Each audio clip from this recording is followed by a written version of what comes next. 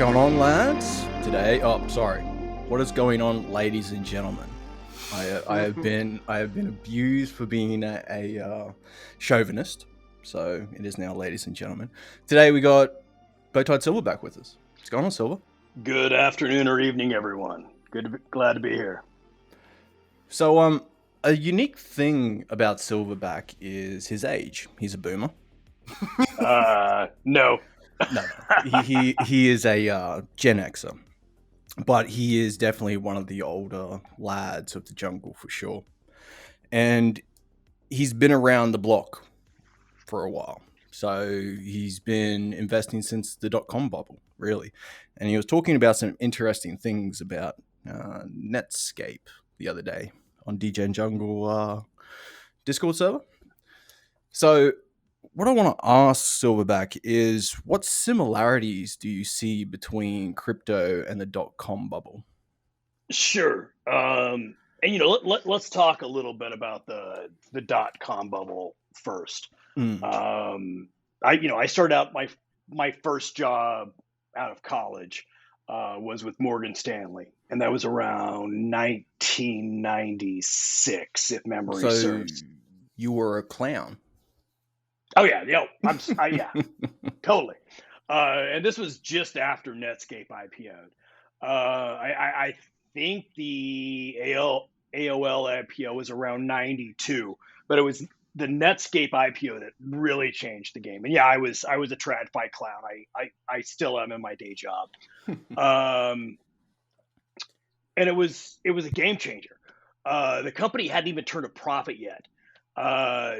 And at the end of the first day of trading, it was worth almost $3 billion. Wow.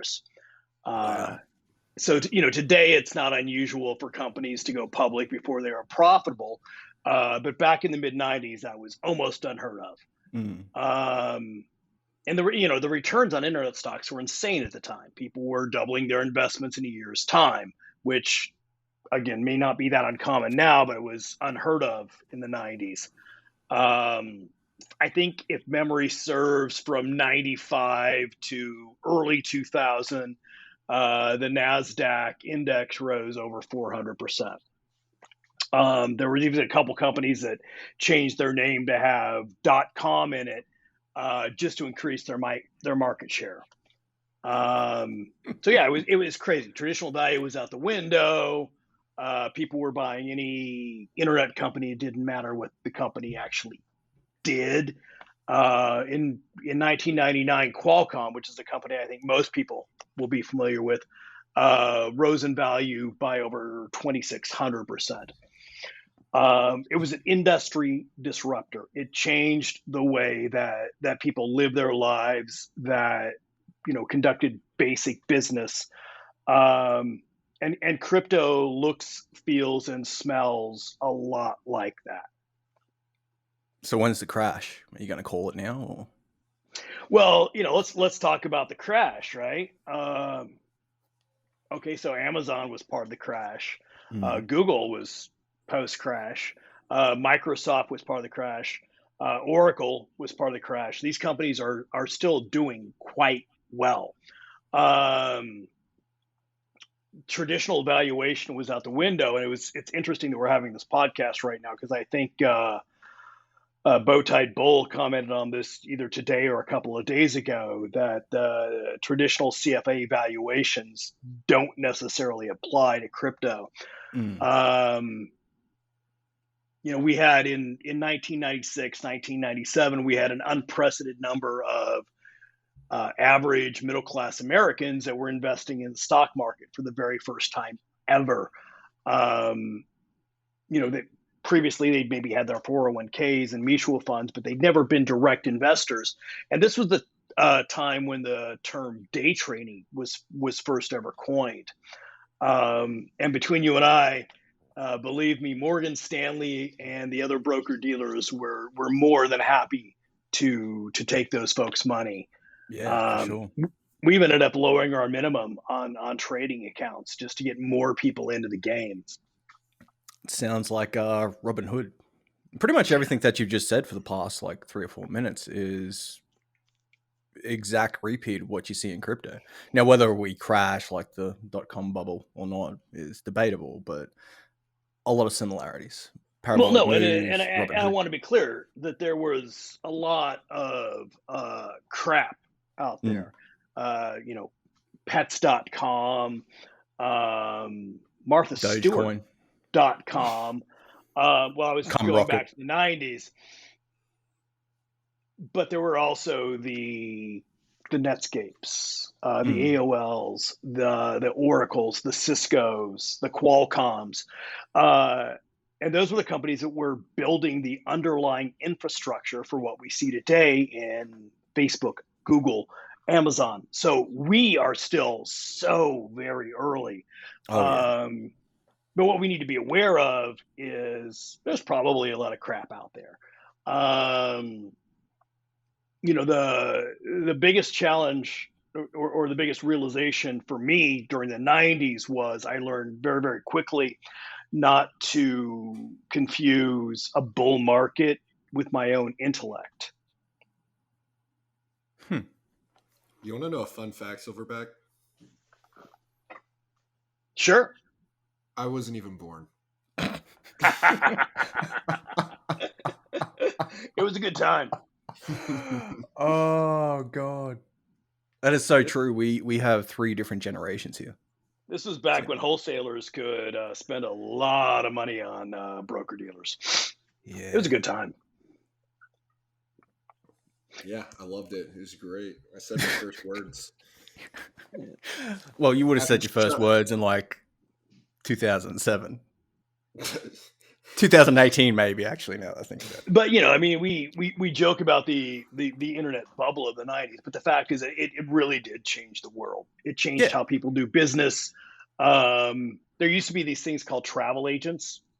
What's that? You two probably haven't heard of them. There used to be this company called Blockbuster that sold videotapes. Oh, I You know folks that one. probably haven't heard of them. But it changed how we do business, how we shop, how we communicate. And I think crypto absolutely has the same potential, and that's why in some of my initial posts I talked about don't be a dinosaur. Realize when there is an industry disruptor occurring and take advantage of it.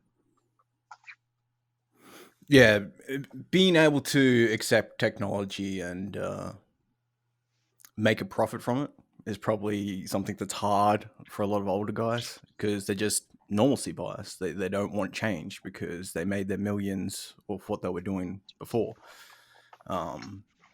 We are definitely 100% early to the crypto space. One of the lads in the jungle, he made a transfer of 40 grand. 40 grand he transferred and he lost it. I ended up finding it for him, but that almost gave me a damn heart attack. So when people are doing things like that, and this is a knowledgeable guy, he's into tech and stuff like that, but just brand new to crypto, man, just willing to go all in into crypto, and almost lost it all in the first move. It was insane to watch. Yeah, no, I mean, I think that the technology that we're talking about has the potential to change the world. But for that very reason, you're going to see a fair amount of scammers, a fair amount of people that are looking to take advantage, and so that's how you've got to differentiate between your Amazons and your pets.com. Yeah. It's why we kind of really only focus on the big 3, right? Bitcoin, Ethereum, and Link. They're like your blue chips. They're what you invest into when you actually want to invest into the future without any risk. Well, the big thing is, and Bull points this out a lot, is a lot of these protocols are not profitable. Which, if you want to draw parallels to the .com bubble, a lot of those companies getting valued at whatever X amount of millions, billions market cap, they were bleeding. So that's going to be very interesting. We're still early, so that's the thing with Uni and Sushi Swap, right? Like Sushi actually pays out and Uni has nothing. It's not profitable. Unit Duck protocol is actually it's actually profitable, but we'll see. They've made some plays recently, so we'll have to see how that plays out. But yeah, I mean, good Lord, I get shilled a new coin every day, every day, and I just like, I mean, to each their own. Some of these could end up successful. There's how many companies in the I was about to say the stupidest thing I've ever said. I was gonna be, there's how many companies in the S&P 500? Wow. Yeah. Actually, no, that wouldn't be the stupidest thing you've ever said. Bro, I just did legs. Give me a break. I don't have blood flow in my brain. And then Silverback's talking, so definitely have blood flow going to other places. But like, think about it though. No, on a serious, you're scaring me, Ox. Yeah. But think about it. There's how many companies does the NASDAQ, the Dow, and the S&P encompass? It's what, thousands? Yeah. Well, yeah. Well, and bear in mind, Ox, that's survivorship bias. If we go back to the '90s, to the internet bubble, for every Amazon, for every Netscape, you had a pets.com. You probably had 100 pets.com. So I think we're going to see a lot of noise in this market because it's a little bit like a gold rush, but that doesn't change the fact that this technology can literally change the world. Without Netscape, without Oracle, without Cisco, companies like Facebook and Google and Amazon wouldn't be able to exist because the underlying infrastructure wouldn't be there. So what we're doing now is phase one. We are laying the foundation for something that is ultimately going to change the world. Yeah, man. And crypto will change the world, and the tech isn't going away. Technology doesn't go backwards unless you have like a dark age or something like that.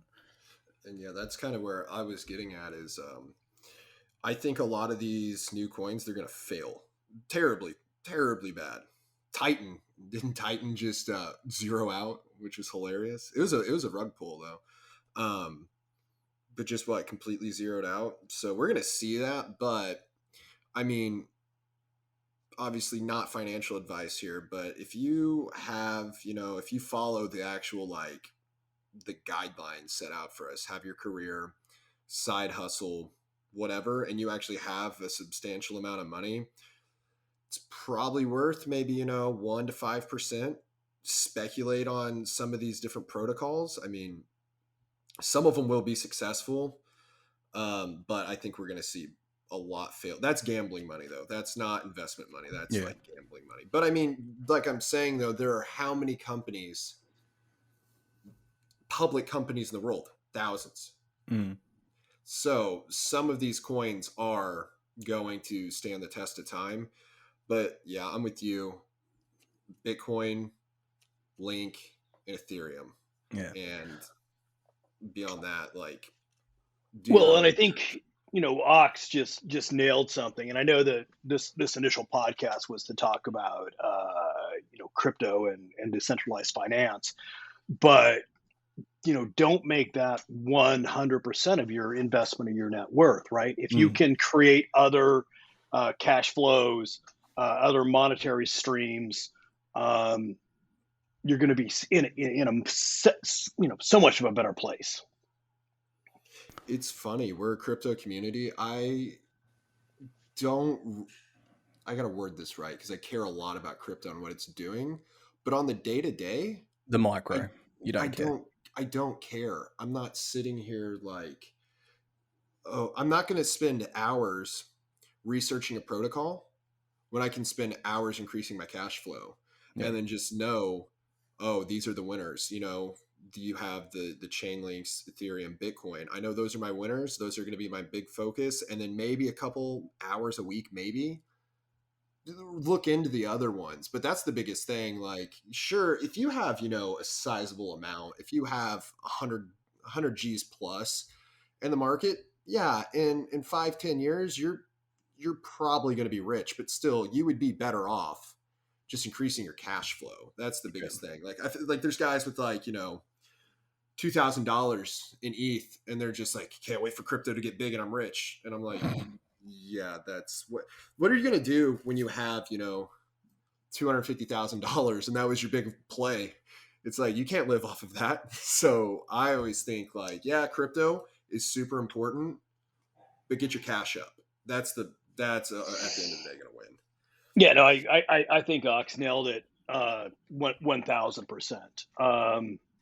Platypus and Ox and I have had conversations on Discord about the fact that Mrs. Silverback and I have some very, very boring, dull, but steady income streams.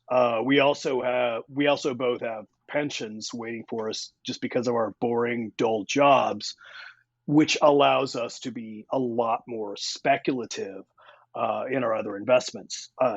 Otherwise, I would have never gotten involved in cryptocurrency or decentralized finance. Now, that said, after joining the jungle and meeting a lot of you younger animals, you have inspired me to try new things that I have never done before, like e-commerce. But at the end of the day, the goal is, get your cash flow steady, whether that's your day job, whether it's a side hustle, whether it's something you've got going online. And once you have that, that allows you to be so much more speculative, or, take an interest in something that's new in your other investments. Yeah, I'm 95% crypto at the moment. So a lot of my investment in the future is going to be in TradFi and stuff like that, just to balance things out. Because there will be a crash at some point. I went through 2017, 2018 crash. That was horrible. You learn a lot of things. It's also going back to the why you don't bet the house on these small cryptos. I made all of my money from 2017 in Bitcoin and Ethereum. All my other cryptos, nothing. Not a single one. Except for Binance Coin. Binance Coin was a big one as well. But out of 50 coins, only three winners. That's important. The TradFi aspect gets left out a lot because at the end of the day, there's a lot of volatility in this market, and especially let's say that you have a sizable net worth. Let's just throw a crazy number out there, but it's not really that crazy. But like $5 million, you're probably going to be smart to have one or two sitting in traditional, financial investments, just because the safety of the return. It's not sexy. You're not going to 10x, but let's say 7% on 2 mil.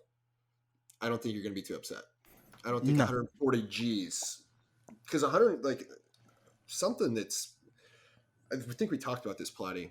Yeah, there's a huge difference between, let's say you're a Deca, you have $10 million. Huge difference between having $1 million and making $1 million in passive income. The lifestyle, really, you can live off of $700,000 if you're a Deca and you're getting 10% returns, and you're still adding at the end of the year $300K back to that egg. So a lot of people don't realize that, and that's why like the TradFi play, or like Bull calls it, his financial independence basket, probably wise, just out of, don't put your eggs in one basket and diversify a little bit, because the same principles of investing in finance still apply in crypto. Like, good Lord, you need to diversify out. Like, I don't just own all Google, Tesla, Amazon stock. Like, that would just be stupid. So it's kind of like the same principle. I feel like TradFi, as much as I like crypto a lot more and the potential's there, like, you just cannot neglect it 100%. No, I think Chad Ox nailed it. Platypus, you said you were 95% in crypto. Yeah. I'm probably 5 to 10% in crypto. I want to increase that market share, but being an old guy, my goal was what's a steady cash flow, what's going to generate revenue, what's safe, what's secure.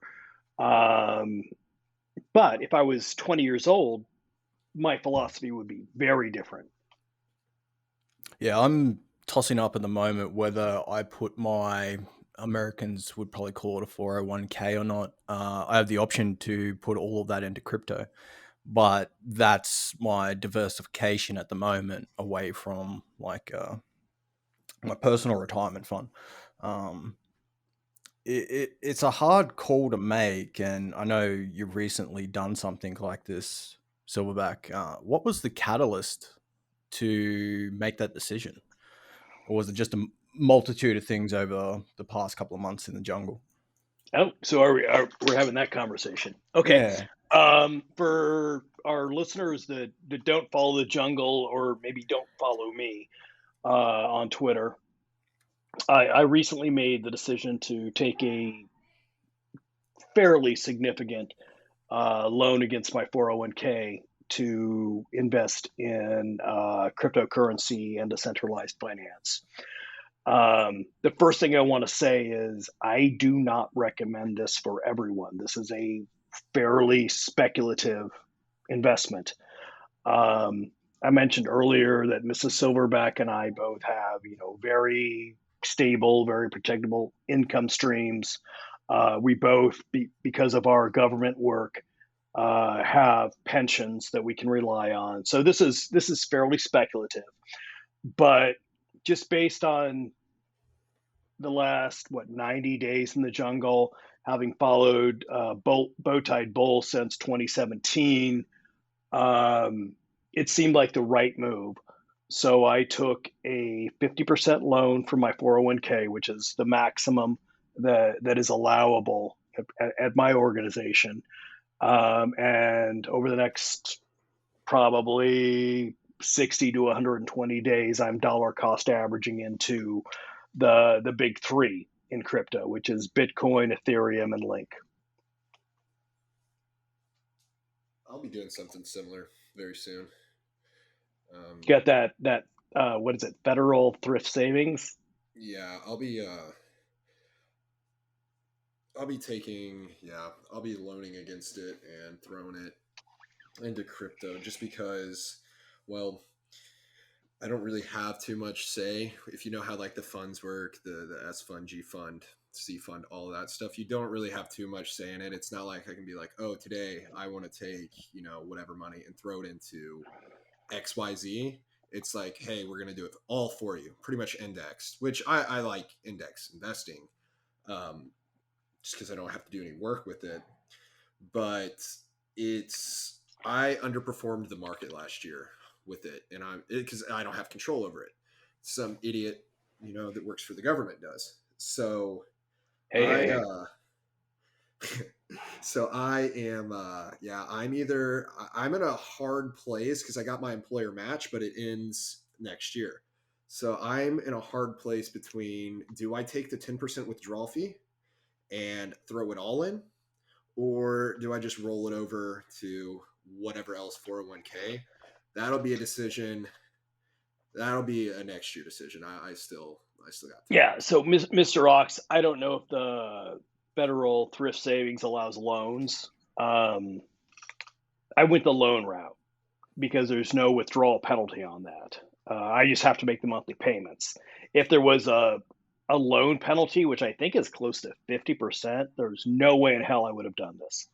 Or I'm sorry, withdrawal penalty. So it's up to the individual. I would still treat it as a fairly speculative investment, but a speculative investment with a very high upside. That's how I look at it. I for my instance, it'd only be a 10%. So that's where it's like, okay, 10% in crypto, that can be a week. You could make that could be a day. Everything you just lost. But again, this is also, I would not recommend this to anyone. But it's a path I'm looking towards, but not necessarily something I'm like dead set, like this is what I'm going to do. Just because this is very untraditional financial philosophy. The idea of being 59 and starting to pull out of my 401k, I hate that. I want my cash flow in a way that if I want to withdraw, if I want to do whatever, I can do it now. And like now being 10 years from now and not sit there and wait for, assuming I make it to 59 and a half. I'm pretty wild. Yeah. In Australia, they just changed the retirement age recently. So with how young me and Ox are, I honestly don't see us being able to tap into our retirement funds when it's worthwhile to us. I'm thinking 70 plus by the time it gets to my age. So yeah, we that's kind of the gist around using your retirement funds for crypto. I wouldn't recommend going all in. For Mrs. Silverback and I, it's probably a 10 to max out 20% investment right now. It's all about your risk portfolio. But we believe in it enough that we're willing to make that bet. Absolutely. Yeah. My conviction comes from 2017. I went minus 95% and crypto's still around. So I'm in it for the long haul now.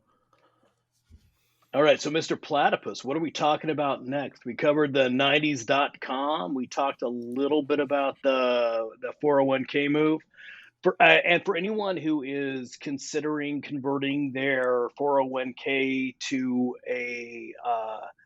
and I forget the term, but independent IRA, reach out to Patrick Tax Advisor, and he can advise you way better than I can on that. Did you solicit his help recently? No, only because my legal background is in tax and I knew what my company's limits were. But for anyone else, I'd absolutely recommend it. Well, how's the ecom side of Silverback going at the moment? Oh, well, wow. New, virginal, it hurts a little bit. It's my first time and it stings. So for those that don't know, or those that are on Jungle Twitter, the old man dipped his toe in e-commerce a little bit recently. I have a fun project that I think the jungle is going to enjoy that I'm still just waiting on some proofs for before I launch. But then I also have a longer term project based on my TradFi background that I think will potentially generate a significant amount of income. But what I'm learning is, one, things take way longer than you thought they were. And two, at least on the affiliate side, things can get a little shady. Yeah, right. Which is funny. I've never dug into the black hats. I've never done anything black hat except for never mind. No, I was literally as white hat as you could get, and some of the responses I got were still a little shady. One of the affiliate vendors I reached out to said, because you have experience in this field, we won't work with you. We only work with people with no experience. And I had to, and I posted on Twitter, and there's, screen caps from the email conversation. I'm like, I'm pretty sure that was a major plot point in Boiler Room, but best of luck to y'all. So I'm dipping my toe in. It's a little shady, but it's also very exciting. That's funny. My experience with affiliate has always been, I use this product. I like this product. Scroll to the bottom of their webpage. Oh, they have an affiliate program. Oh, 10 to 20%. Cool. Someone asked, what product do you use? I'm like, this one. I love it. By the way, I have a code, 10% off. And they're like, sick. Profit. I've never 10%, 20% off. I have a discount code for 10%. 10% profit. Lovely. Yep, it's great. But yeah, I've never I black hat stuff. Yeah, I've never gotten into any. The only alleged illegal activity I would get would be the procurement of testosterone, but that's even then. Never heard of it.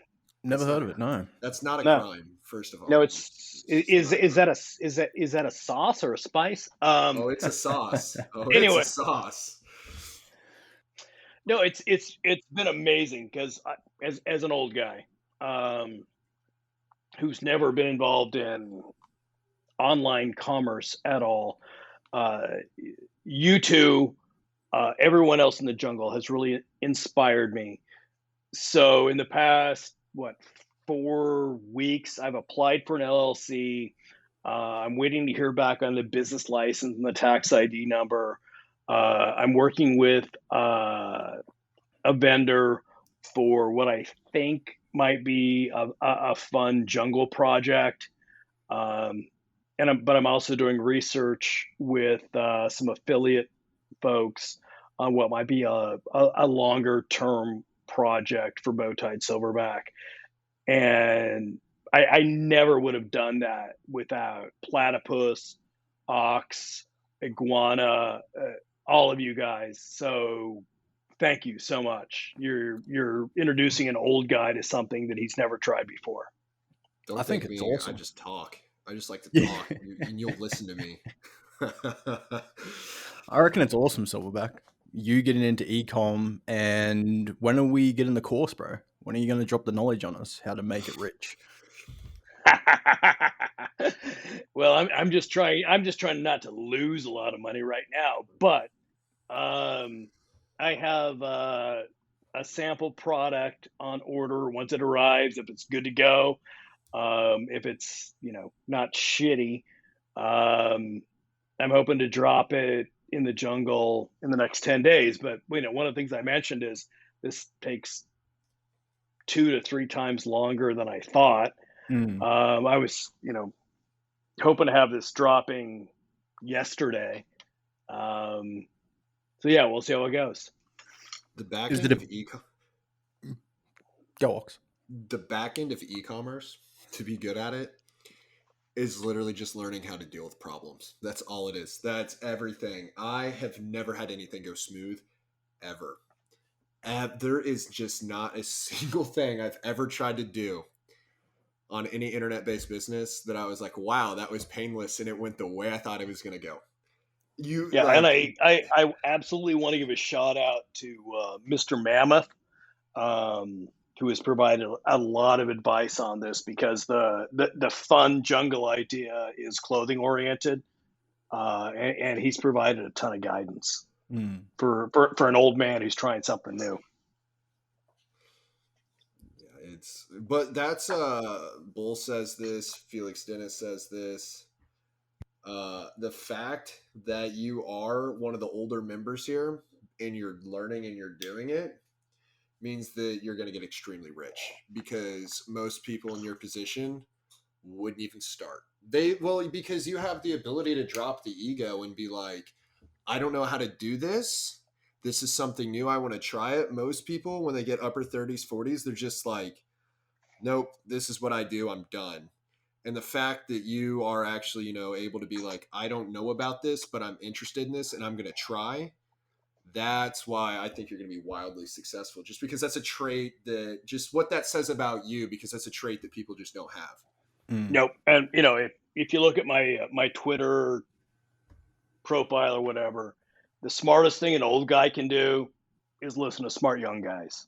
And I genuinely believe that. So any success that I have, I feel like I should be giving you guys a commission, because you've taught me so much, just even over the past 70 days. Wait, you're not giving me 80%? Yeah, what the hell, man? I thought we were gonna make millions here, Silverback, bro. If I can get 1% of Robin and Ox's earnings over the next 10 years, I'm good to go. Yeah, that's pretty much it. Speaking about TRT before, you're on TRT, Silverback? I didn't know we were talking about that before. We were. Were we? Yeah, it just got mentioned. I said the T word. I said the T word. No, I You said the T word, man. Yeah. The abominable So T I word. started TRT probably, and for those that are listening that aren't familiar, that's testosterone replacement therapy. About 6 years ago. Prior to that, I was, we'll say, augmented. But I officially started working with my doctor about 6 years ago. And I, working with your doctor, getting regular blood work, being healthy, I can't recommend it enough. It's the most life-changing thing. Most people over 35, I'll say 35. I appreciate that, Ox. Over 35, just because, yeah, there's exceptions to this, but 25-year-old dudes, because they'll prescribe it at 25, don't need to be running around on TRT. That's a lifelong commitment. You don't want to start pinning your glutes or subcutaneous, however you're going to do it. Start doing that 2 times a week. Give it 2 years, and you're gonna get annoyed. But yeah, everyone I talk to on TRT, every single person's like, biggest life-changing thing I ever did. And I just don't get why more older individuals don't do it, because you are declining. It is not an opinion of mine. It is literally a biological fact. You're declining, and you have a method that you can actually keep that going. And then the energy, motivation, sex drive. I mean, pretty much just take every bad symptom in life associated with low T, which is just terrible, and then you replace that with the opposite end of the spectrum. So more motivated, better sex drive, just better outlook on life. I just really don't understand why you wouldn't take advantage of the chemistry. Why let your chemistry work against you when it can work for you? Low information. That's why and I don't know that it's low information so much as finding a physician that understands the current science. I mean, most people don't even know what TRT is. And again, that's why I wanted to spell it out: testosterone replacement therapy. If you're old, if you're definitely over 40, look into it, because guess what? Your testosterone drops. Even if you have a really gravelly voice and do deadlifts, it's still going to drop. But it's a great deal. But a lot of doctors just aren't keyed into it. I had to go to 3 different doctors before I found someone who was receptive to the idea. And it's a little bit like finding a personal trainer. If your doctor is less jacked than you or less fit than you, you may not want them as a doctor. You don't want me going. Ever seen a jack doctor? You don't want me going in on this rant. I won't. No. I've heard it before. But what is cool is that it is actually, there's more information on it now, and it's becoming more mainstream. And now actual doctors that are keyed in, it kind of comes down to capitalism. This is actually kind of a cool side of capitalism, that there's now a huge demand for this. So now what you're seeing is independent clinics. And there's really good ones. I'm actually an ambassador for Prime Body. Prime Body is, don't take my word for it. You can look up them. They are one of the best clinics. There's Merrick. Merrick has a clinic. There's another really, really, really good one. I think it's Transcendent Labs or something like that. It's a really good one. I actually have an entire on my Substack. If you look, there's a TRT 101. It'll give you a good idea of what it is, what it isn't, benefits, risk, do your own research type thing. But you should absolutely check out Ox's Substack. I like to joke that when Platypus and other Zoomers ask my age, I say that I'm younger than Tom Cruise, but older than Brad Pitt. But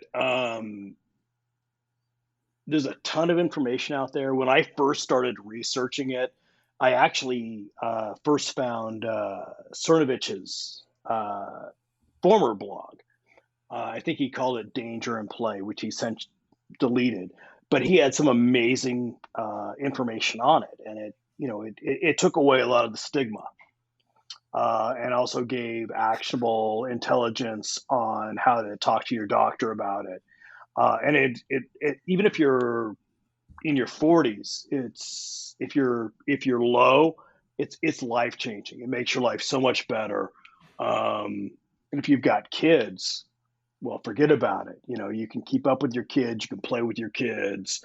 I like to remind Howler Monkey that even though he can outrun me, I can still deadlift twice his body weight.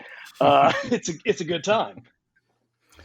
Yeah, that's like I'm mid-30s, gonna have a kid soon, maybe in the next year or two.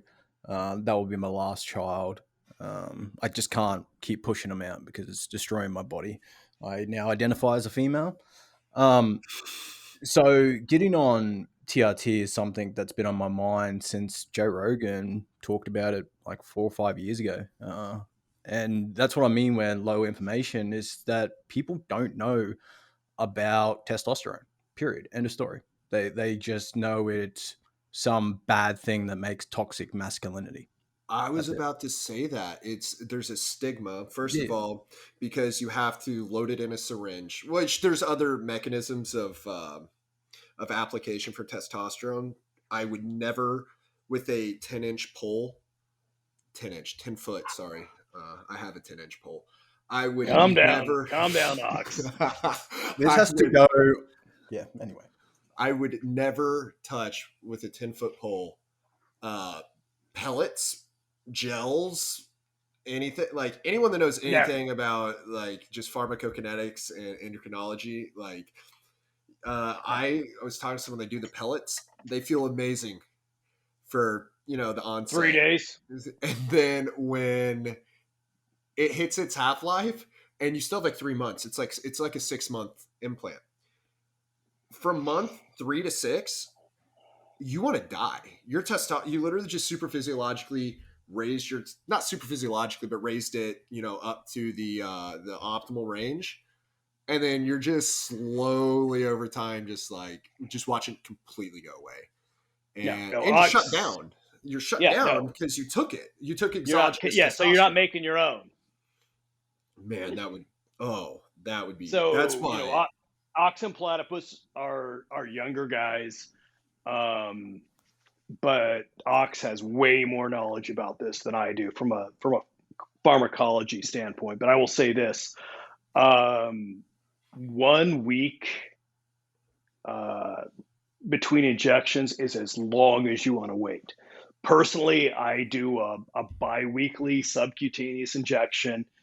It doesn't hurt. I don't feel anything. It's a very small dose, but it keeps things very even.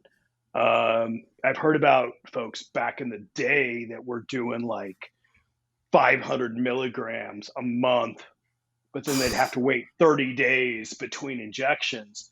And they were just on a hormonal roller coaster. Whereas twice a week, little teeny tiny bit, I'm very even. It makes my life very easy. It's no different than flossing for me right now.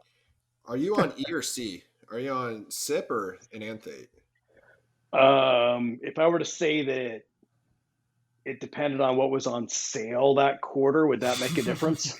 No. Well, either way, no. I tend to buy, as Bowtied Bull said, if you've got stuff that's non-perishable, buy in bulk. I tend to buy my testosterone in bulk. Well, whether you're taking SIP or Test E, it really doesn't matter. We're talking like hours difference in the half-life for the esters. But yeah, so the half-life on those is 4.5 to 5 days.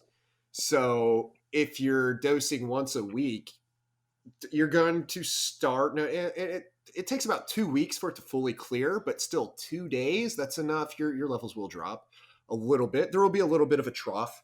That's why if you can get the, the Monday, Thursday Yep. schedule, which a lot of people do, yeah, you're pretty much your level, which is going Yep. to eliminate estrogen side effects, which at high estrogen's terrible, low estrogen's terrible. You want it in a certain sweet spot.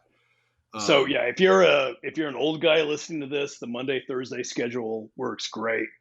Uh, in my opinion, there's no difference between sip and E, and that's coming from a little bit of personal experience. Yeah, there's not.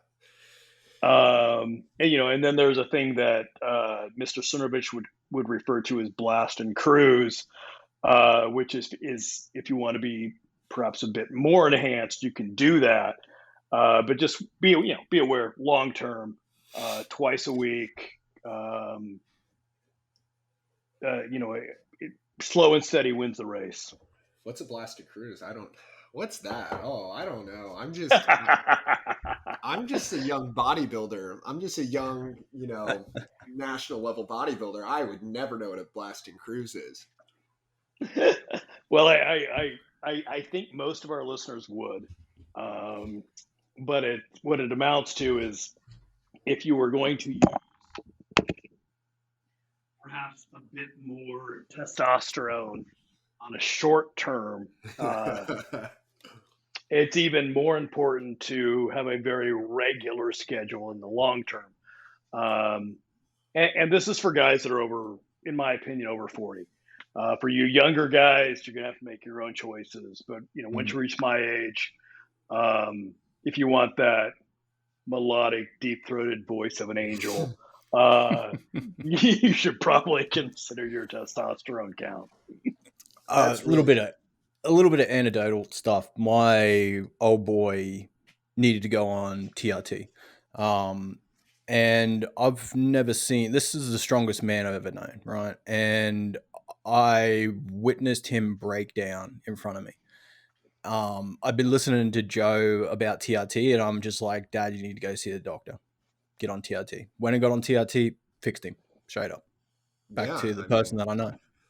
It's just not worth going through life. So first, let me clarify. I am not pro steroids. You make your own decisions, do your own research. 90% of guys, 99, honestly, they don't need to do steroids unless you can make money off your physique, i.e. you are a competitive bodybuilder or a fitness model. You don't need to touch it. You need to stay away from it. Like you can look great without it, but I'm very pro freedom. Yeah. Explain the definition between steroids and TRT. Oh, TRT is, 150, 100 to, maybe if you're a huge person, 300 milligrams a week. That would be a really hefty dose. Steroids is blasting super physiological levels of testosterone. Okay. And then, we have, then I won't nerd out about it, but you have like nandrolone. You have DHT based steroids. Like I said, the nandrolone based steroids. You have different test based steroids. There's a steroid for, everything. So I highly, highly suggest doing your own research. And if you're going to do it, I'll just put this out there: stay the hell away from tren and stay away from oral steroids. Like, don't destroy your liver, and tren will fuck your life up. So, and for the older guys, go check out the TRT Substack on Botodox's Substack, because it will change your life, man. It's something that you should consider.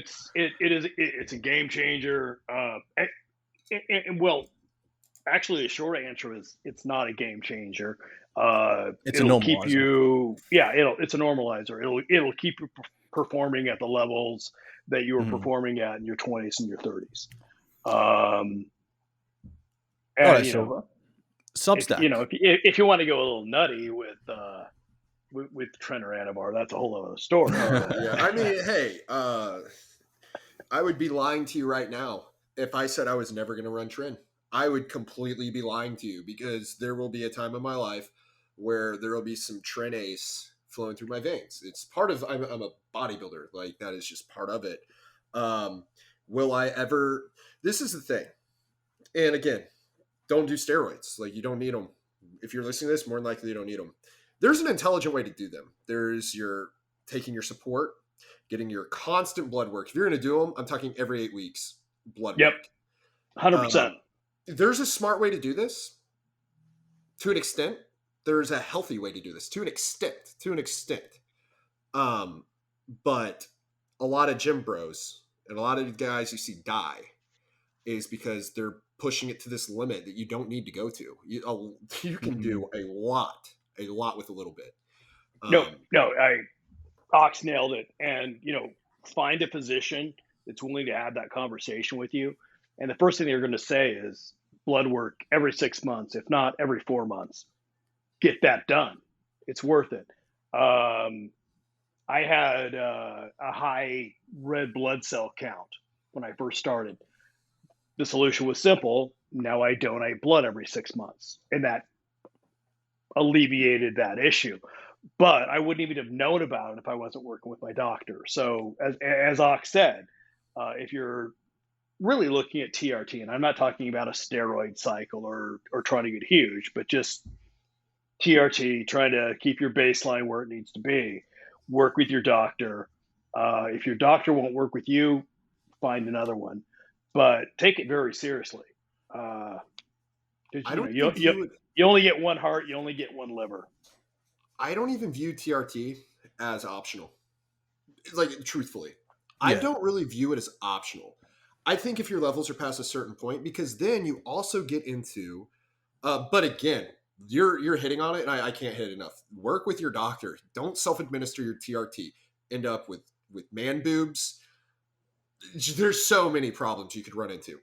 I would never don't do TRT without a doctor. That's just stupid. It's just fucking stupid. But if you need it, you're looking at, if you're low T, you're looking at degenerative bone density, less muscle mass, low sex drive, just a plethora of increased cortisol. Like, it's not one of those things that it's like, oh, I'm going to supercharge myself. It's, you guys put it really well earlier. It's a normalizer. And as you get into your later years, the last thing you want is low bone density. The last thing you want is less muscle mass, not because it's pretty. And a lot of people are like, oh, I don't want to lift weights. No, you need to lift weights because that is your defense against gravity. That is your defense against gravity as you age. That is what will keep you healthy. Muscle is metabolically healthy. And then all the mental benefits, man, I could not go through life depressed or low energy, especially if you have kids, grandkids. Like, you owe it to them to be the best you can be. So yeah, I don't even view TRT if you're, whatever age, 35 plus, and your levels are, you're sitting there at 300, 400 nanograms a deciliter, which is very low. You should be above 800. If you're sitting there, you are not the best version of yourself. And you hate to see it when someone is just low T and you're just like, the answer, but they're just like, no, I don't do steroids. You're like, man, this isn't steroids. And I hate this stigma. You're 1,000% correct. And, Ox is this big jack special operations professional bodybuilder. I'm not. I'm an old man who lives on a ranch, but the difference between being on TRT and being not on TRT is life changing. And I think Mrs. Silverstack would even speak to that, to say, well, no, he's Silverback, one of those. He was talking about his stack like it's his wife. Hey guys, Bitcoin just hit. Sorry, stack would just. I don't know why the word stack came to mind. But yeah, she would say Bitcoin just hit 40, guys. Sorry to interrupt. Silverback is. Whoa! What? No. Bitcoin just hit 40. No. It's at 37 right now. It hit 39,770. No. Sorry to interrupt this. I got a notification. I just got a notification. It is, if you look at the day, it was 33,000 all day, and it is a straight line up. I don't know what happened, but sorry. Please continue, Silverback. Bro. I got a big buy next week, man. So I was gonna say that Mrs. Silverback would also agree that TRT is a good thing, but so 40, is that good or bad? 40K? That's good. No, well, from 34 up to 40K in the space of 3 hours. All right, cool. 10%, yeah. If you were trying to stack more, no. If you have a bag, yeah, it's a good day. All right, yeah. cool. Wow, that's crazy. No, I So mentioned sorry I for that, haven't No. sold an investment since like 2000. So Mrs. Silverback likes the silver stack, so that's a good thing. Going over to you. Well made. Going over to your Substack, Silverback. It's about security and OPSEC and PERSEC and stuff like that. And we were supposed to talk about it this podcast, but obviously we're not going to at this point. No, we got time. We can get this out in the next 5 minutes. It's getting long. Okay. 5 minutes per percent. But it's not so much what's written on the Substack that I'm interested in. It's more like the future. What do you see in the future for your Substack? Are you just going to stay to security, or are you going to move over to ecom if it takes off for you? So, wow, fascinating question, and one that I had not even asked myself. I think I'm going to stay on PERSEC. On Twitter, I'll definitely be talking about my ecom journey, just because it's brand new. I'm an absolute novice. I'm learning from you jungle animals every single day. I am in no way qualified to write or give advice on e-commerce. So yeah, I'm going to stick with PERSEC. The next one coming out is going to be around alarms and cameras. I was actually working on it this weekend. It's probably more technical than a lot of my previous Substacks. But for the Turbo Audis, they'll definitely get into the details. The home security camera thing is something that I'll be definitely interested in for sure. But I think it's a mistake. I think you're making a mistake not talking about ecom. Because I want to know how your journey's going. So my goal was to make those more Twitter. Okay. What do they call tweets? No, not Twitter threads. Threads, my dude. Because again, I'm dipping my toe in the water. I don't know enough about it. But as a kind of a gratitude thing for all of the jungle animals teaching me about this, I did want to give updates to my progress. Right now, the LLC and the tax ID number are going through the approval process. I've found a vendor for the fun toy that I think the jungle will like. I've secured 2 domain names, one for the fun stuff, one for the more serious stuff. So hopefully in the next 10 days, I'll at least be able to launch the fun idea. Nice. Well, Silverback, we've enjoyed talking to you, man. And I'm sure we'll talk to you in the future about something, no doubt about it, because this was fun. Any last words, Ox? Well, yeah, please check out Silverback Substack. Coming from my background, OPSEC, which is operational security, and then PERSEC, personal security. I'm pretty loose with I'll post a picture, cut my head off and all that, but I can do that because my PERSEC and OPSEC's on point. You'll never find me, the person behind Ox, online. You'll never find a digital footprint.